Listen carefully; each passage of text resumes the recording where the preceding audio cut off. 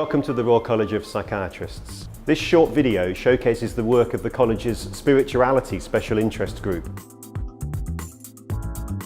which has over 3,000 psychiatrists as members.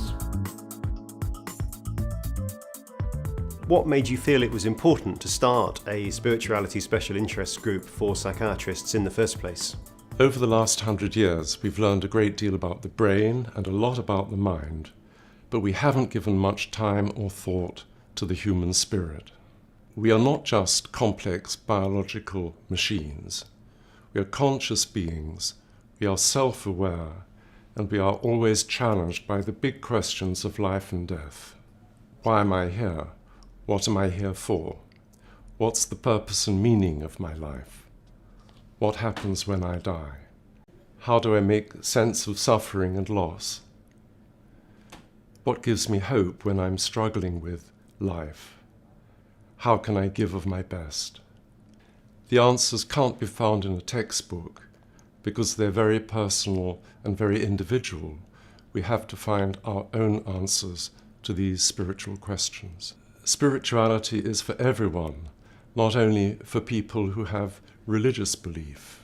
So it may be about God and all that lies beyond, or it may be about humanity, our family, our friends, our community, the natural world, the health of this planet.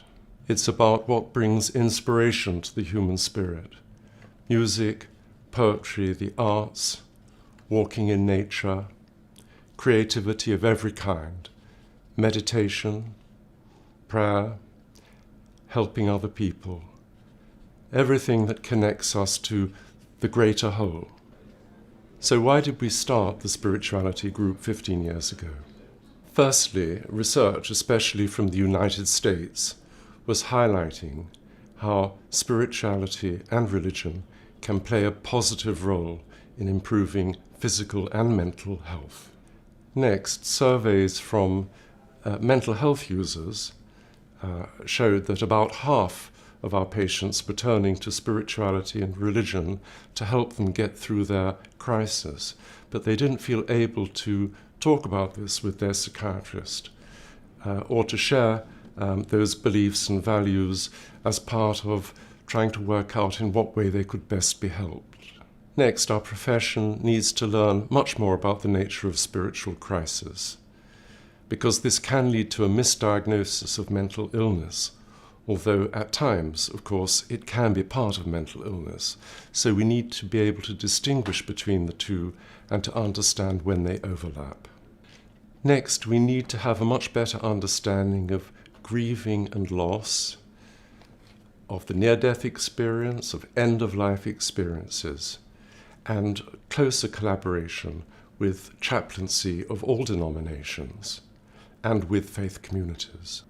Next, we need to make tactful inquiry into our patients' spiritual and religious beliefs and needs, because this can influence how we're going to be able to help them best.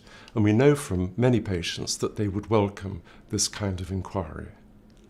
Lastly, we need to support the development of spiritually informed therapies, but therapies that have been shown to work in the treatment of addiction and alcoholism, and also with mindfulness-based cognitive therapy for the treatment of anxiety and depression. So, what have we achieved since we started 15 years ago? Spirituality is becoming recognized as an essential part of whole-person healthcare. Material ambition and success cannot compensate for the inner life and spiritual values such as kindness, compassion, and caring for others. Now, the Royal College of Psychiatrists has been very supportive of our work. We have a website which is both for professionals and the general public, and which incidentally has about 200 papers written by psychiatrists on the subject of spirituality and mental health, which can be freely downloaded. We've also written a leaflet about spirituality and mental health for service users, which can be downloaded from the website. The college has approved and published recommendations for psychiatrists on spirituality and religion, which is an important position statement made by the college. The college has already published one book on spirituality and psychiatry, and a second volume is going to be published shortly. There is much to be done, but do take a look at our work. Just Google spirituality and psychiatry and you'll find our website. Why is it important for junior doctors to be aware of a patient's faith or spiritual values? When patients present to mental health services, they're often in quite significant distress. And so asking about spiritual values or religious faith shows that you want to connect with them at a very personal and deep level, and that you really care about what matters to them. Religious faith can affect the way a person will deal with the difficulties that they're facing, and in the longer term can be an important factor in helping them to recover. Religious faith is often protective against mental illness in the first place, but if someone does become unwell, using their religious faith or spiritual values can be an important part of them getting better. The other important issue is that of diagnostic uncertainty. A good example of this is religious delusions. When patients become unwell, they can sometimes present with new religious ideas, which are difficult to assess unless you know what's normal for them in the first place. Sometimes it may be the way that they are coping with their difficulties, but in other cases it can be related to them developing a new psychiatric symptom. And without knowing what's normal for them, it's very difficult to tell the difference. Why might junior doctors ignore spiritual issues in their patients? Some junior doctors may not think spirituality is relevant to their clinical assessment, perhaps because they think of mental illness in quite a narrow way. They may often not take the whole person into account, and by ignoring spirituality, they ignore the context in which someone presents with their difficulties. We're often told to think about patients in a biological, psychological and social aspects of care, but spirituality is an extra and very important area which can aid the diagnostic process as well as being able to work out how to help patients. Junior doctors may themselves have negative attitudes towards religious faith or spirituality, and this may make them feel embarrassed or uncomfortable when talking to patients about these issues. Having regular teaching for junior doctors on spirituality will help allay these fears and actually make them better clinicians when treating patients. Do service users want psychiatrists to be concerned with their religion or spiritual beliefs? Well, over 50% of service users have a religion or spiritual belief which they say is important to them. The problem is that for so many, their religion becomes all mixed up with their illness. Many have religious type experiences that psychiatrists would usually class as symptoms. However, they are no less real to the service user involved. And indeed, most psychiatrists would agree that many religious experiences are not pathological.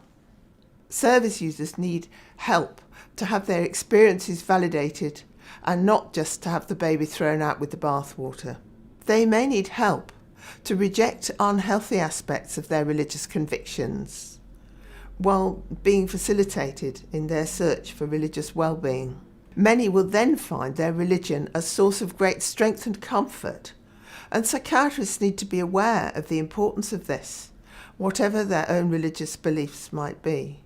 So what do service users want psychiatrists to do about this? Well, even service users with no religious beliefs at all are calling for a spiritual dimension to mental health care. The inevitable losses involved with any mental illness leads to pointlessness and despair. True recovery cannot take place until meaning and purpose and hope in life are restored. A healthy sense of spirituality is a huge help for this. What service users want from psychiatrists is for their religious and spiritual needs in the broadest sense to be acknowledged, valued and assessed, and plans made for these needs to be met. This could involve talking with a chaplain of the appropriate faith or meeting with significant others according to the wishes of the individual. A desire for spiritual well-being is something that unites the vast majority of service users. What relevance does the special interest group have to the general public? I'm finding that the general public and service users are starting to look for answers and an approach to their mental health care that goes beyond biochemical and psychological. They're also voicing that they want to be seen as more than just, temporary fluctuations in personality or the way that they're behaving. And so they're looking for a much more whole person-centered model of care, which the special interest group has a really important role in terms of influencing that. And what we find is that a whole person-centered model where the spiritual is integrated with the biopsychosocial model has a less stigmatizing effect, and it's also far more accessible. The media can often be a source of myths around mental illness. Has this changed? So alongside my work as a psychiatrist, I also sit at the interface between faith and mental health as a Hindu priest, but I also present a weekly mental health radio show with the BBC. And what I've found, especially in the last few years, the media's become far more receptive to reporting mental health issues, but in a more, accurate and sensitive way. They're also looking to report issues where they go beyond just looking at the diagnosis of the person concerned. What I find particularly helpful about the special interest group is that it acts as a really good resource in terms of finding a balance and integration between the different models of identity that we have, whether that's biological, medical, spiritual or social.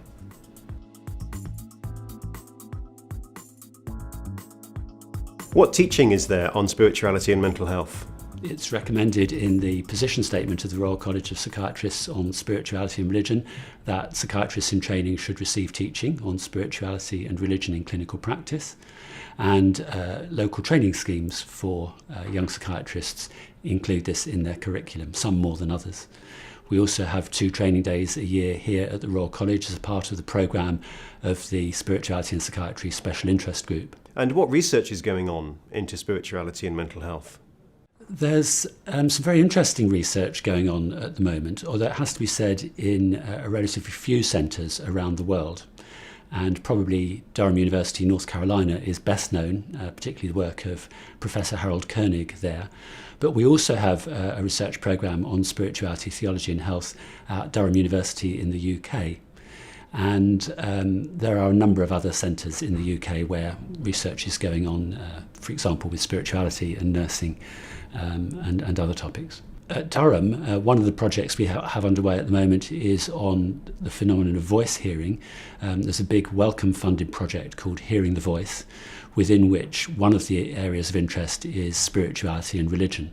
And we're trying to understand how people experience voices as a spiritual or religious phenomenon. Do they hear God speaking to them, for example? How do they interpret the voice? What does it mean for them in terms of their spiritual or religious faith?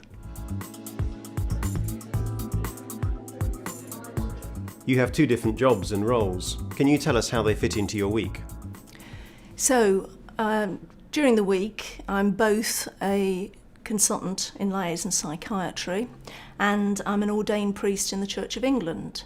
So on a Sunday, Monday, Tuesday, you'd find me in church, running services, listening to people, counselling, writing things and going to conferences.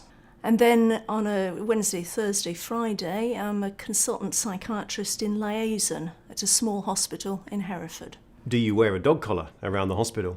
I think most people in the hospital, most patients, wouldn't have any idea that I'm an ordained Christian minister. It's not something that comes up with most of my patients.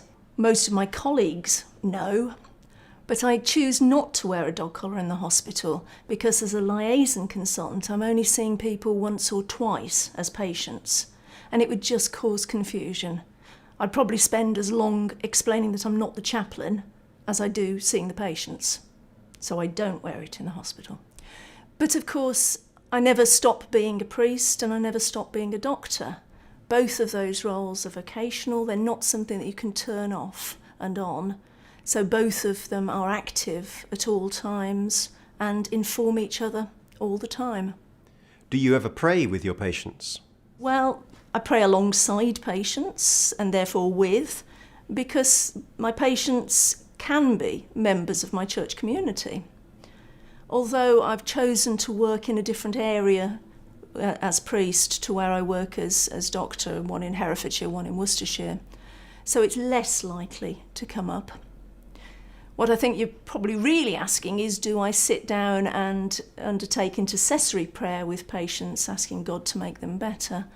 And no, I don't do that when I'm in my role as a doctor. I feel because of the power imbalances that would not be appropriate. So we've heard something about how the group has developed. Where are we up to now? The special interest group has come a long way in the last 15 years.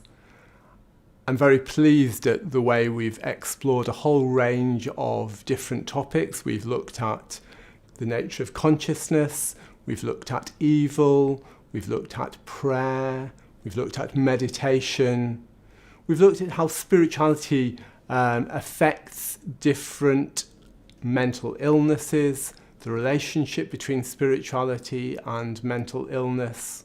We've not been afraid to tackle controversial or difficult topics. One of the things I've been particularly pleased about is the way we've worked together as an executive steering group. We have people from a whole range of different backgrounds, from different religious traditions or no religious tradition, from theistic backgrounds or from not atheistic background. And yet we've been able to work together very well, creating these different programs to give psychiatrists an opportunity to think about and debate the whole area of spirituality. One of the things I like about the special interest group is that it is a space in which psychiatrists can think about and debate spirituality and its relationship to mental illness in an unfettered and thoughtful way. We've produced a position statement for the Royal College of Psychiatrists on spirituality. We've produced a book on spirituality, and we've got another book coming out shortly. The Spirituality Special Interest Group is one of the most popular special interest groups in the college, with over 3,000 members. I think it offers the college a unique opportunity to help work alongside service users, but also alongside people from religious and spiritual groupings who can be important allies in the treatment of our patients. And so in that way, I think we can really add value in terms of helping our patients more fully.